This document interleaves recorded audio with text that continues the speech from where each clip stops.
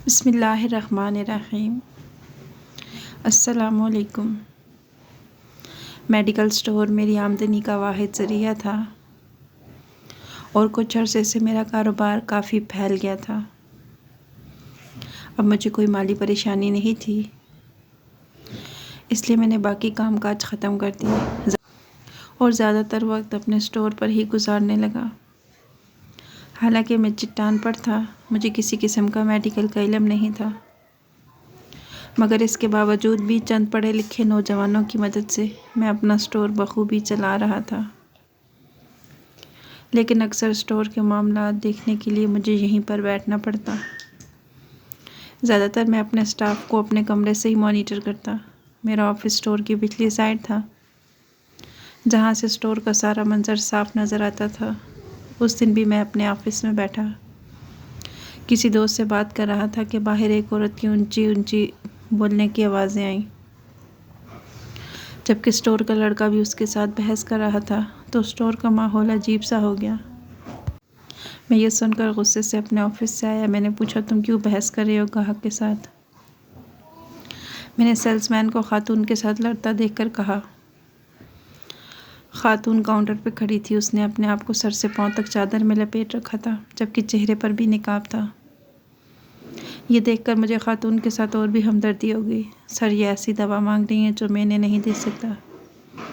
Salesman ने आगे बढ़कर मुझे बताया, भाई ऐसी कौन सी दवा मांग ली इन्होंने जो तुम नहीं दे सकते? मैंने एक एक लफ्ज़ चबा कर कहा, सर ये मर्दाना दवाएं मांग रही हैं।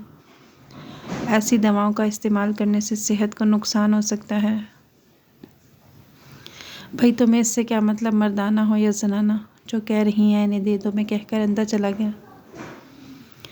इसके बाद क्या हुआ मैं नहीं जानता। कुछ दिन इसी तरह गुजर गए। वो औरत दोबारा स्टोर पर नहीं आई। लेकिन एक दिन मैं स्टोर से छुट्टी करके वापस घर जा रहा था कि वो औरत स्टोर के दरवाजे से अंदर दाखिल हुई। अंदर दाखिल होते हुए औरत की नज़र मुझ पे पड़ी तो उसने एकदम खुद को चादर में छुपा लिया, जैसे मुझसे उसका कोई ख़ास पर्दा हो। हालांकि मैंने उसमें कोई दिलचस्पी नहीं दिखाई थी, मगर इसका यूं मुझसे बचना मुझे अजीब सा लगा। अगले दिन जब मैं स्टोर में गया तो मैंने उस लड़की के बारे में सेल्समैन से पूछा कि क्या वो दवाई लेने आई है। वो कहने लगा, ये तो हम नहीं जानते, इतना जानते हैं कि जो दवाई वो लेती है उसके इस्तेमाल करने से सेहत को नुकसान होता है और ये कोई आम इंसान इस्तेमाल नहीं करता। फिर औरत वो दवा क्यों खाती है, मुझे समझ नहीं आया। मैं इस बात से मज़ीद परेशान हो गया, उलझन का शिकार हो गया। तब मैंने अपने एक दोस्त डॉक्टर को कॉल की, उसे दवाइयों के नाम बताए तो वो कहने लगा, ये दवाएं मर्दाना खसूसियात जैसे कि दाढ़ी वगैरह लगाने के लिए इस्तेमाल की जाती हैं, जबकि दूसरी दवा मजबूती और ताकत की थी। अपने दोस्त की ये बात सुनने के बाद शायद मैं मुतमईन हो जाता। किसी औरत का भी ये दवाएं लेकर जाना कोई ममनू बात नहीं थी, क्योंकि आजकल के नौजवान अक्सर ऐसी चीज़ें इस्तेमाल करते हैं जिनसे उनकी वजाहत में इजाफा हो। लेकिन उस औरत का ये मशकूक आने जाने का अंदाज़, उसका सेल्समैन से लड़ना, ये सब मुझे याद आने लगा। मुझे लगा कि उसमें ज़रूर कुछ गैर मामूली है जो मुझे इसकी जानिब दिलचस्पी लेने पर मजबूर करता है। मैंने कई दिन इसके ख्याल को अपने जहन से मिटाने की कोशिश की, लेकिन मैं ऐसा करने में नाकाम रहा। बिलाखिर मैंने फ़ैसला किया कि इस औरत की हकीकत जान कर रहूँगा, क्योंकि ये मेरे स्टोर में आती जाती थी। कल कला को कोई ऊंच नीच होती तो इसका ज़िम्मेदार भी मैं ही होता और मुझे उसके स्टोर पर आने का इंतज़ार था। ठीक 1 महीने के बाद वो स्टोर पर आई। मैंने इससे सलाम दुआ की, लेकिन उसने मेरे सलाम तक का जवाब न दिया। मैंने उससे बात करने की कोशिश की, लेकिन वो मुंह फेर कर चली गई। उसकी इस बात ने मुझे मज़ीद गुस्सा दिलाया कि ये ख़ुद को समझती क्या है। मैं कौन सा इसके पीछे पागल हो रहा हूँ। मैं तो महज इसकी हकीकत जानना चाहता हूँ। मगर वो औरत कोई बात बताने पर राज़ी ना की थी। मैंने बहाने से उससे बात करने की कोशिश भी की कि वो ये दवाएं क्यों लेकर जाती है, लेकिन उसने कोई जवाब ना दिया। तब मैंने सोचा कि मैं खुद ही उसका पीछा करूँगा, उसके घर का सुराग लगाऊँगा, देखूँगा कि कहीं वो इन दवा का गलत इस्तेमाल तो नहीं करती। मैंने उसी वक़्त ये फ़ैसला कर लिया। अगले दिन का इंतज़ार नहीं किया वो औरत शायद ये जान गई थी कि मैं उसका पीछा कर रहा हूँ, तभी वो दुकान से निकली और मुखालिफ सिमत चली गई। मैं जानता था कि ये औरत अमूमन दूसरी तरफ जाती है। आज मुझे देखकर धोखा देने के चक्कर में मुखालिफ सिमत गई। मैं भी हार मानने वालों में से नहीं था। मैं अपनी कार में बैठा और बड़े ध्यान से उसका पीछा शुरू कर दिया। वो समझ भी ना सकी कि काले शीशे वाली गाड़ी में कौन बैठा है और उसका पीछा कर रहा है। थोड़ी दूर जाकर उसने इधर उधर देखा और फिर वापस अपने रास्ते को मुड़ गई। मैं भी धीरे धीरे गाड़ी चलाता उसके पीछे चलता रहा, यहाँ तक कि वो उस गली से निकलकर एक कच्ची बस्ती में दाखिल हो गई। अब तो मेरा शक यकीन में बदल गया। एक झोंपड़ी में रहने वाली औरत भला इतनी महंगी दवाइयाँ क्यों लेकर जाती है? ज़रूर इसका कोई और मकसद होगा। मेरी दिलचस्पी बढ़ चुकी थी। कच्ची आबादी में कोई गाड़ी वगैरह नहीं जाती थी। अगर मैं गाड़ी लेकर जाता तो उसे यकीनन शक होता। मैं कुछ फासले पर गाड़ी खड़ी करके खुद गाड़ी से उतरकर एक दुकान पर खड़ा हो गया और उसे जाते हुए देखता रहा। वो एक कच्चे से घर में दाखिल हुई जिसके बाहर एक रिक्शा खड़ा था। तो गोया उसका शौहर रिक्शा ड्राइवर है, मैंने सोचा, और फिर दुकान वाले से उस औरत के बारे में पूछने लगा। उस शख्स ने मुकम्मल नाइल्मी का इजहार किया, कहने लगा कि वो उसे नहीं जानता। मुझे मायूसी हुई। कुछ दूर जाकर मैंने बस्ती के एक दो और लोगों से दरियाफ्त किया कि वो इस औरत के बारे में क्या जानते हैं। वो कहने लगे इसके 2 बच्चे हैं। ये औरत यहाँ अपने शौहर के साथ रहती है। बड़ी पर्देदार और नेक परहेजगार खातून है। इसका शौहर रिक्शा चलाता है और ये खुद कभी कभार घर से निकलती है। उन लोगों की बात से मुझे कुछ खास समझ में नहीं आया। मैंने अल्लाह ताला से दुआ की कि मुझ पर यह मामला सुलझा दे। न जाने क्यों अल्लाह ने मेरे दिल में इस औरत के लिए इतनी लगन डाल दी थी। हैरत की बात यह थी कि मेरे दिल में किसी किस्म के मनफी जज्बात या एहसासात नहीं थे। मैं सिर्फ़ और सिर्फ नेक नियति या फिर शक की बुनियाद पर इसका पीछा करता था। अगले दिन मैंने सोचा इस औरत से पूछने की बजाय उसके शौहर से बात करूंगा। शायद वो इस मामले को समझ भी जाए और मेरी ज़हनी कशमकश दूर हो जाए। अगले दिन सुबह के 5 बजे मैं अपने सारे काम छोड़कर गाड़ी में बैठा और कच्ची बस्ती की तरफ चला गया। सुबह की रोशनी अभी अभी फैली थी। सब लोग सो रहे थे। मैं जानता था रिक्शा ड्राइवर और इस किस्म के दूसरे लोग सुबह सवेरे ही उठ जाते हैं और अपने कामों पर चले जाते हैं।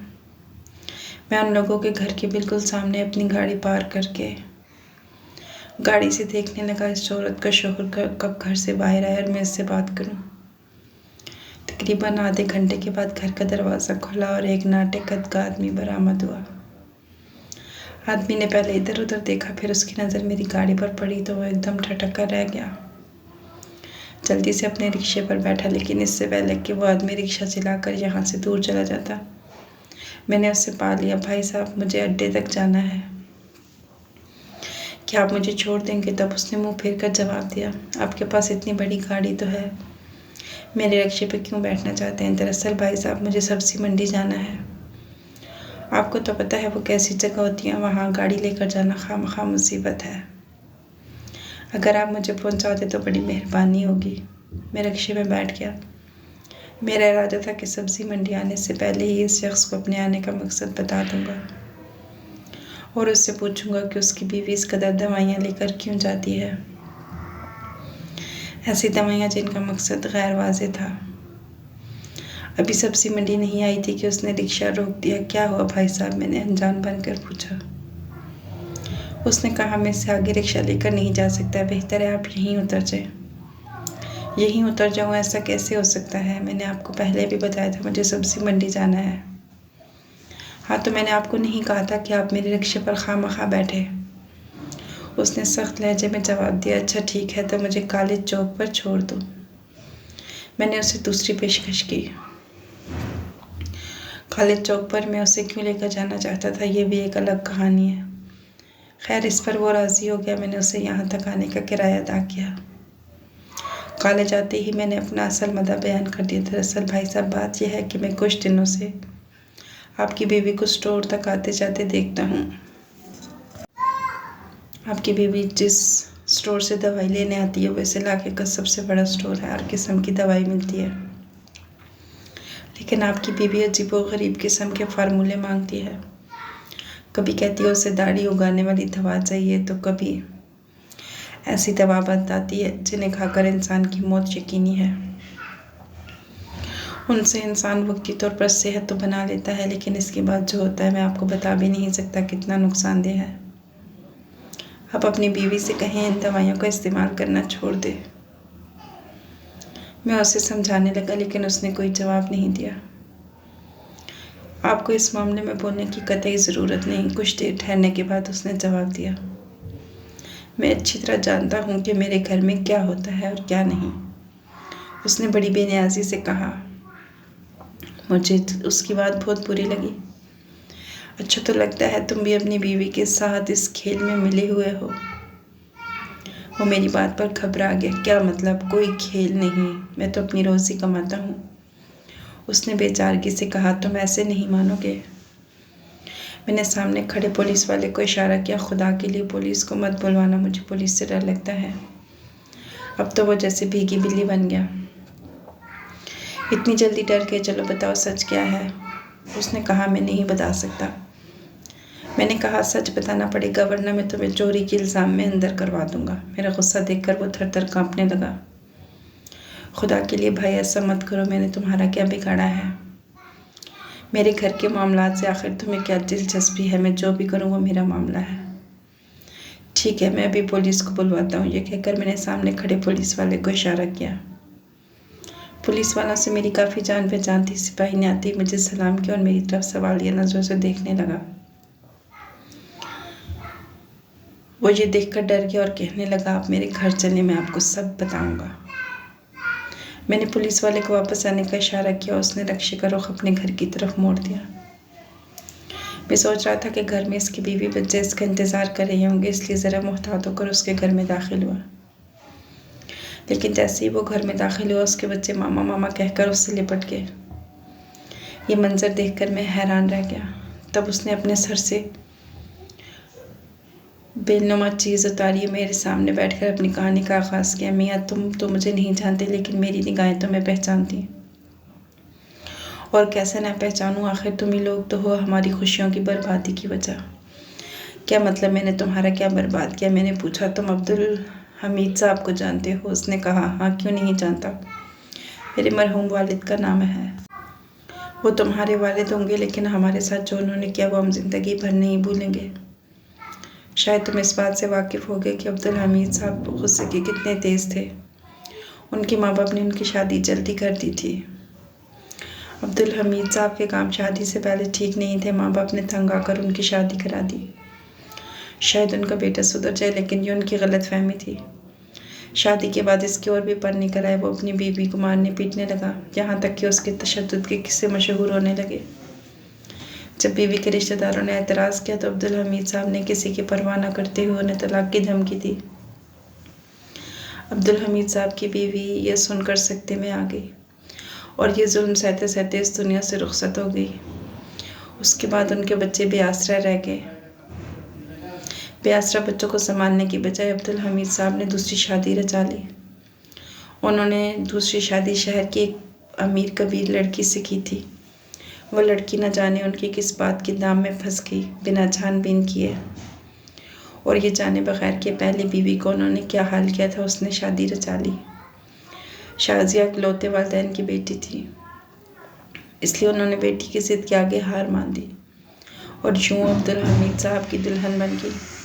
बल्कि अब्दुल हमीद साहब उसके घर दामाद बन गए। जानते हो, वो और तुम्हारी माँ थी, इसके इंकशाफ ने मुझे हैरत ज़दा कर दिया। ये तुम क्या कह रही हो? मेरे वालिद ऐसा नहीं कर सकते। तुम लोग झूठ बोलकर हमदर्दी समेटने की कोशिश करते हो। देखो, मुझे इस सब का कोई शौक़ नहीं। तुम मेरे पीछे है तो मैंने बता दिया। अब्दुल हमीद साहब की पहली बीवी की औलाद, जिन्हें उन्होंने रुलने के लिए छोड़ दिया था, जिन्हें अपनी जायदाद में से हिस्सा तक नहीं दिया, वो आज भी दर बदर रुल रही है और मैं रिश्ते में तुम्हारी सौतेली बहन हूँ। और जानते हो ये हुलिया क्या है? वो दीवानावार अपने चेहरे के बालों को नोचने लगी, जब शायद दाढ़ी की सूरत में उसने खुद उगाए थे। ये हुलिया, ये जवानी बर्बाद करना, ये सब क्या है? मैं अपने बच्चों के लिए करती हूँ। बेवा हो गई थी तुम्हारी माँ ने, न जाने तुम्हारे बाप को क्या पट्टी पढ़ाई, उसने मुड़कर अपने बच्चों की खबर तक न ली। वो मेरे सामने रोती चिल्लाती चली जा रही थी। उसके बच्चे अपनी माँ को रोता देखकर परेशान खड़े थे। मैं समझ नहीं पाया कि इस सूरत हाल में किस तरह की बात करूं तो इस लड़की को सुकून आ जाए। वो सच कह रही थी या झूठ, मुझे इसका अंदाज़ा भी नहीं था, लेकिन इसकी मज़लूमियत, इसका स्टोर पर आना और यहाँ से लेकर अब तक की सारी कहानी मुझे मालूम थी। कम से कम उसके लहजे से मैं उसे झूठा नहीं कह सकता था, मगर फिर भी उसकी बात की तस्दीक ज़रूरी थी। तब मैं वहाँ से उठा और बोझल कदमों से अपने घर आ गया। घर आकर मैंने अम्मी से पूछा क्या बाबा ने वाकई दूसरी शादी की थी। मेरे मुंह से ये बात सुनकर अम्मी हैरान रह गई। कहने लगी तुम्हें यह बात किसने बताई। बिलाखिर मेरे इसरार करने पर उन्हें बताना पड़ा कि वालिद ने वाकई उनसे दूसरी शादी की थी और ये कि वो उनसे मोहब्बत कर बैठी थी। न जाने क्यों इस लम्हे मुझे अपनी माँ भी किसी दूसरी औरत की खुशियों की कातिल लगी। उस दिन के बाद से मैं अपनी बहन के पास जाता हूँ, उसे पैसे भी देता हूँ। अब सोच रहा हूँ कि जायदाद में से उसका हिस्सा भी अलग कर दूँ। आखिर वो भी मेरे वालिद की औलाद थी। उसने अपने बच्चों को पालने के लिए अपना हुलिया तक बदल डाला। उसने तो औरत से मर्द बनने की भी कोशिश की, क्योंकि वह इस माशरे में फैले दरिंदों से बचना चाहती थी। मैं अपनी बहन के इस जज्बे को सलाम करता हूँ। मैं उसकी मेहनत कशी को भी सलाम करता हूँ, लेकिन एक तरफ मेरी सगी माँ है और दूसरी तरफ मेरी सुतीली बहन। समझ में नहीं आता बहन की बात मानूं, उसकी मदद करूं या फिर माँ का एहतराम करूं। मेरी बहन को जो हिस्सा देना है उसके लिए इजाज़त लेना माँ से ज़रूरी है। अब समझ नहीं पा रहा कि मैं अपने ज़मीर को कैसे मुतमईन करूं। मुझे आपके मशवरे की ज़रूरत है। आप ही बताइए कि मुझे किसका साथ देना चाहिए। कमेंट बॉक्स में ज़रूर बताइएगा। नाज़रीन, मज़ीद ऐसी अच्छी वीडियोस देखने के लिए हमारे चैनल को सब्सक्राइब कीजिएगा। अल्लाह हाफिज़।